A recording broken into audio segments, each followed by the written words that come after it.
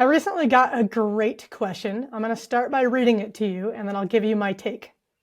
A reader asks, there is an episode of The Simpsons where Homer is offered the opportunity to create a car. The result is catastrophic, an ugly and complex to use car. What advice would you offer to avoid blindly following customer demands and prevent such outcomes? All right, this is a fun question because I've seen that episode and it is pretty much a Frankenstein car. And this is exactly what's behind this idea of we can't just ask customers what we should build. They're not designers. They're not experts in technology. They don't know what's possible. They certainly aren't going to focus on what's coherent. A lot of design, whether it's both design at the UX design level or at the product level, is about making trade-offs. It's about finding the components that fit together into a coherent whole. And this is exactly what's not happening in the Homer Simpson car, right? He's just chasing every desire, smashing it all together, and you end up with this terrible Frankenstein car.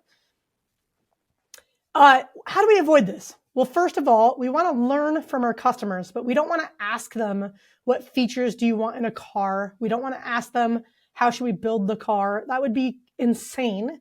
Instead, we're going to ask them about their needs. We might ask them about their last road trip or their last commute to work, or how they taught their teenager how to drive a car, or any number of things related to how they bought their last car, what impacted their purchase decision, what were some of the things that they tried, what were things that they wanted in their car that they didn't actually use later. We see that a lot, right?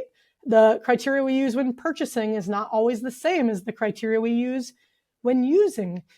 And so the first thing is we do want to understand our customers, but not in the form of feature requests. We want to understand our customers in terms of their daily lives, what they're doing, how our products fit in their daily lives, what they expect from those products.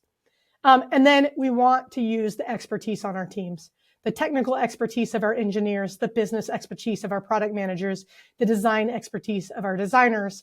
If we're so lucky to have them, the research expertise of our researchers, the data expertise of our data analysts, and everybody else involved in the team. You get the idea. And together co-create a coherent product. And that's what's really missing in the Homer Simpson car, is there really is no design happening. It's just Homer chasing his whims, which is what makes it such a wonderful episode.